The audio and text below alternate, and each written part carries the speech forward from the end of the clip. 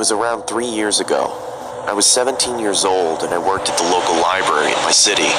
The library was located in the middle of the city, but was totally abandoned in the evenings.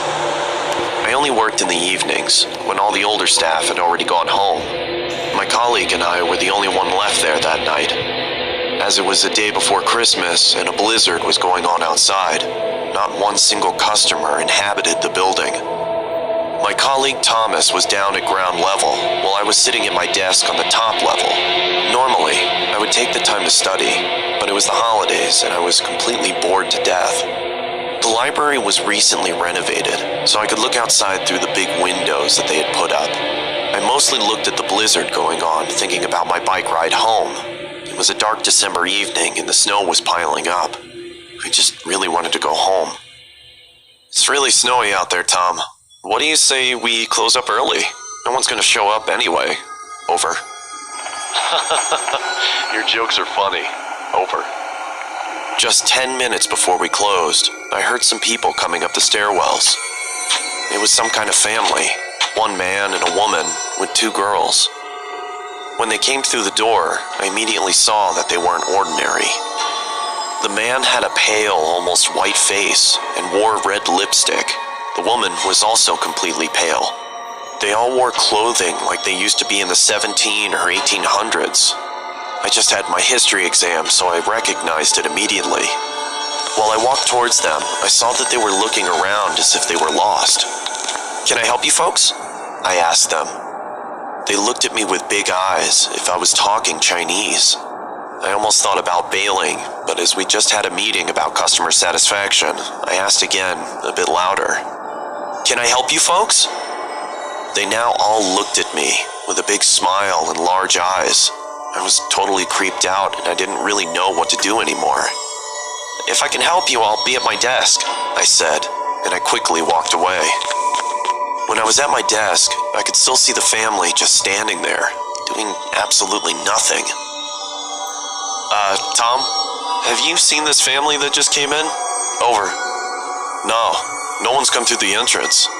You good?" Over. Now I was even more creeped out. When I looked up, I saw the man walking towards me. From the inside, I could almost cry, but I did my best not to show it. The man stood in front of me with his pale face and called out something in a language I couldn't understand. It sounded like English, but it sort of wasn't. I couldn't make out anything. I looked down at my computer to make it look like I was searching, hoping he would just take off. When I finally looked up, nobody was there. The whole floor was abandoned again. I did a quick sweep of the floor, but I found nobody. As if they just vanished. Just then, my colleague came up the stairs, and I told him what happened. He didn't believe me, and I thought I was trying to scare him.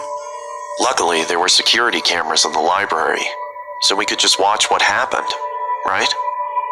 After we closed the library, we went to the security office in the building and looked at the footage from earlier that evening. What I saw then was the creepiest thing ever. I was talking to nobody. The whole family wasn't on the screen. It was just me, talking to myself.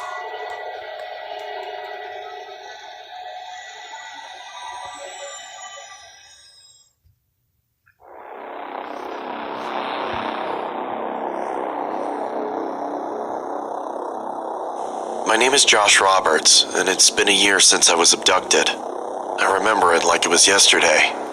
I was walking home from school. It was about 6 p.m. and there was a full moon and a chill in the air.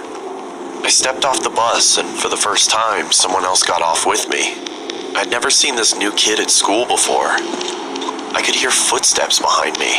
I took a quick glance and saw the kid walking at a brisk pace. I thought he was following me, so I took a left, which wasn't my usual route.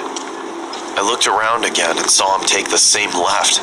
My heart started pumping and my legs started shaking at the sound of the footsteps as they got louder and faster. I then panicked and started running. I remembered a shortcut in the nearby forest to my neighborhood, so I ran as fast as my legs could carry me. "Hey kid, wait up," said a heavy voice from behind me. I tried my hardest not to stumble on the logs and boulders in my path. I could hear hear the sound of sticks and leaves being broken by some fast, heavy footsteps. My legs started throbbing as the adrenaline wore off, so I took a detour towards a playground. I stopped to catch my breath, looking around for somewhere to hide. Then it went silent. I was doubtful that I lost him. I took my phone out to call the police when I spotted a local news article. Caution, there is a suspicious man on the loose. He escaped a local prison and assaulted an officer. Beware, he may look like a teen, but he is in his 20s. If you see him, call 911 immediately and lock your door. My mind started rushing with thoughts, and I started to panic. All of a sudden, someone started choking me with their arm. I tried to fight back, but they were so strong, I didn't stand a chance. My feelings of hope began to diminish as I slowly blacked out. I awoke to find myself in a dark, damp room that looked like a basement. The floor was hard and cold. There were no windows, but there was a staircase and a bathroom. I tried to move, but I was tied up with a thick rope. Yeah, I got him. How much was the deal? 200? Listen, you gotta do a little better than that. Okay, fine. You'd better bring the right amount, or you'll be tied up like that kid. What? Are they selling me? The guy sounded mad and anxious with whomever he was talking to. Right after he hung up, he opened the door and walked down the stairs with an evil smile. Let go of me! I exclaimed as he taunted me. My arms started to fall asleep due to the tightness of the rope. He came closer to me and I spat in his face. He looked at me in sheer rage.